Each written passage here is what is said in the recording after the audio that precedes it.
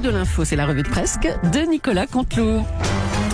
Et on retrouve Mathieu Béliard pour l'actualité du jour. Et oui, monsieur Julie, c'est Mathieu Béliard, merci de le rappeler. Bienvenue sur Europe 1. Une très belle matinale. On a parlé, c'est vrai, ce matin, chers auditeurs, si vous n'étiez pas à l'antenne à cette heure, on a parlé de raclette, mais aussi de Mireille Mathieu, car oui, la grosse actu, grosse actu, c'est cette info dont on a parlé à 8h37. C'est vrai, les ventes d'appareils à raclette explosent. L'autre info, c'est que notre journaliste Sophie Echen n'aime pas le fromage. Ah, j'étais sûre que ça allait arriver, ça. Là, c'est vrai qu'on va avouer, on va tout avouer. C'est vrai qu'on est plus sur une info de niche, comme on l'appelle à la rédac. En tout cas, je sens que ces infos vous ont passionné. Donc on fera, parce qu'on a reçu des messages. Donc on fera une matinale, c'est promis, une matinale spéciale fromage, et j'inviterai la militante de Française Soumise, Raclette Garrido. Oui, Raclette Garrido. Rachel. Oui, pardon, Rachel, oui. Bon, bref, tout ça pour dire que l'info du jour, ce sont donc, je le rappelle parce qu'il faut rappeler.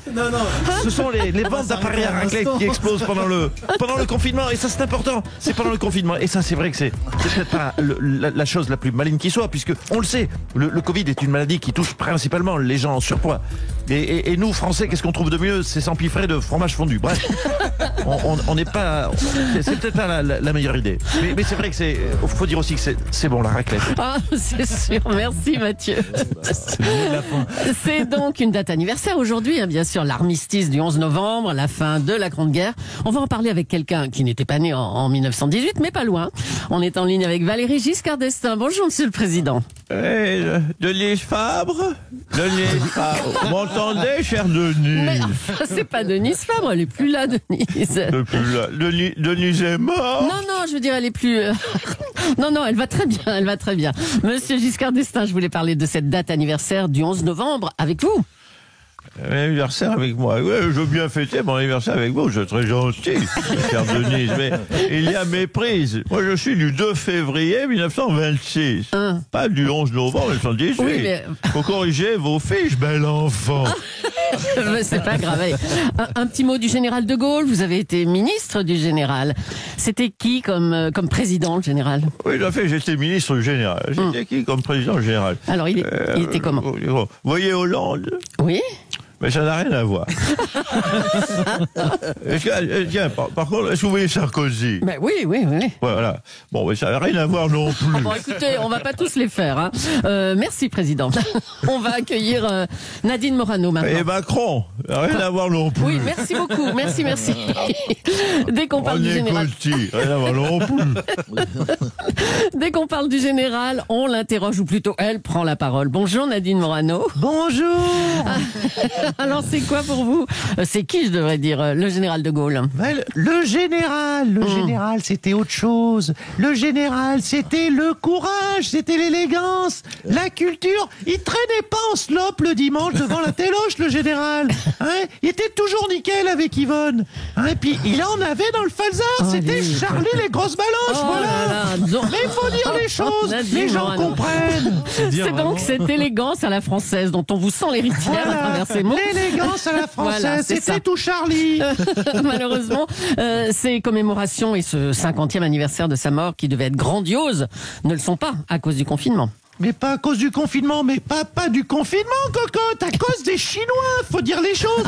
Mais oui, c'est là les Chinois et leurs pangolins qui nous ont flingué le 50e anniversaire du général. Mais tu crois qu'ils s'excuseraient, ces margoulins? Nadine. Ah oui, mon général. Ta gueule. Oh. Ah, là, au moins, elle a des chances de vous écouter, général. Allez, on en vient à Jean Castex qui parlera ce jeudi pour préciser la suite du confinement. Bonjour, monsieur le Premier ministre. Eh oui, Premier ministre, eh oui, c'est bien moi. C'est fou, on ne s'y habitue pas, Madame Julie. Bien oui, chère Madame Julie, Monsieur Béliard, Monsieur Cramol, Mohamed, Bétou et compagnie. Et demain, c'est ma grande conférence de presse pendant laquelle j'annoncerai de façon responsable et républicaine absolument aucune bonne nouvelle. Donc, préparez les mouchoirs. Vous avez plus chialer devant ma conférence que devant un téléfilm à la Noël. Alors, qu'est-ce que vous allez dire demain? On a envie de savoir. Écoutez, cher Julie Leclerc, soyons positifs. Certes, oui, nous avons plus de patients en réanimation, plus on en a plus. Certes, oui, nous avons plus de morts. Oui, nous n'allons rouvrir aucun commerce. Nous allons fermer les lycées. Les amendes vont se durcir, les contrôles vont se multiplier. Et en plus, il va pleuvoir. Mais nous pouvons rester positif. Je leur redis, car même s'il va faire froid, même si la pauvreté va augmenter, même si les plans sociaux vont se multiplier, même s'il va faire nuit à 15h30, malgré, et j'en terminerai, et c'est là que se situe la note positive, chaque Français pourra fêter Noël. Mais seul. Et sans tout cadeau. seul. Ah bon, tout seul, bon. Et sans cadeau, en tout cas, je suis content d'avoir partagé avec vous l'enthousiasme qui, je le dois le dire, est la marque de fabrique de ce gouvernement. Eh ben dis donc, merci Jean Castex. Le secteur du jouet est en grande difficulté. En effet, la filière réalise 50% de son chiffre d'affaires en novembre et décembre habituellement. Hein. C'est un de ces domaines de l'économie dont l'activité est concentrée sur une période bien précise. Oula. C'est Dominique Le Romantier. Oh tiens. Encore que aujourd'hui, ce ne soit pas le spécialiste de l'amour courtois qui intervienne, mais plutôt véritablement l'économiste pur et dur. Ah bon, Dominique Strauss-Kahn, vous avez une analyse économique à faire au sujet des secteurs impactés par le confinement? Oui, tout à fait. Bon, tout à fait, on vous cher Jules écoute, Leclerc. alors. Un secteur qui s'effondre peut entraîner la chute de toute économie par un effet de domino. Prenons, comme l'a évoqué, le secteur du jouet. C'est un secteur important, le jouet. Oui. Il est impératif de sauver ce secteur du jouet. Donc je dis à vos auditeurs, achetez des jouets, des toys, des sextoys éventuellement, pourquoi pas. Ah bah voilà, des toys, oui bien sûr, des poupées sextoys. gonflables, des menottes à fourrure, des calcifs en latex rose avec marqué dessus I am your slave. Car si vous n'en achetez pas, que se passe-t-il? Eh bien, votre morale baisse, votre vie est nulle, votre productivité est en berne et au final, c'est tout le pays qui entre en crise simplement parce que vous avez rechigné à vous payer un sgeg en plastique. Oh là là, mais Alors je le dis, c'est un appel que je lance, achetez des jouets.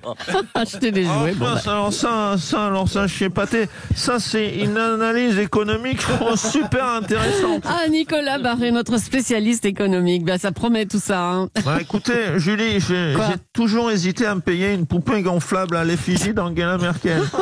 Mais si ça peut aider le pays, ben, faut le faire. J'en ai commandé une qui recommande l'austérité quand on appuie dessus. Ah, ça me fout dans des états pas possibles. Oh non, messieurs, franchement, est-ce qu'on peut être sérieux 2 minutes? On va parler de ce genre de jouets. L'austérité. Non, mais on parle pas de ce genre. On parle des jouets. On parle pas de ce genre de jouets, là, tous les deux, nos économistes. On parle des jouets pour les enfants et on va demander son avis à Bruno Le Maire, le ministre de l'économie. Ça sera plus sérieux.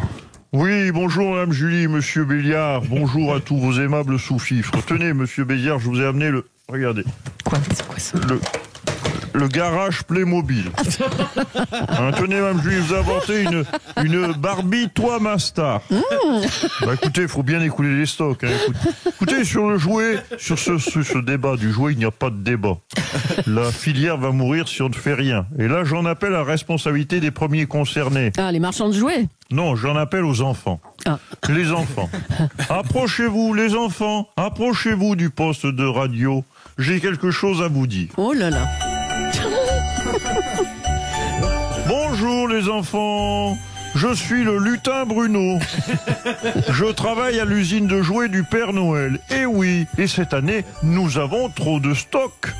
Alors dites-le à papa et à maman, cette année, le Père Noël va vous offrir 5 fois plus de Oh, mais jouets. vous êtes malade, arrêtez. Les enfants Béliard, vous m'entendez? Cette année, il y aura 5 fois plus de cadeaux sous le sapin. Formidable, non? Il y aura des poupées, des pistolets laser, des transformers, même des Superman. Oh oh oh, quel joyeux Noël on va avoir. Eh ben, dites donc, ça va coûter une fortune au ménage, ce que vous racontez là. Oui, ben nous, on n'arrive pas à relancer la consommation, donc j'utilise utilisent les gamins pour foutre la pression aux parents et les forcer à dépenser. Ah, bah, dis donc. Ça peut marcher, ça peut marcher. Eh ben oui, monsieur Béliard, c'est qu'il en a sous le bonnet à grelot, le lutin Bruno. Un garage Playmobil pour vous, Mathieu. J'ai Je bien prends, aimé, là. je Le prends. garage, hein, ça vous quitte pas, ça. Allez, on va faire un petit tour du côté du Vendée Globe pour terminer avec Nelson Montfort. Bonjour, Nelson.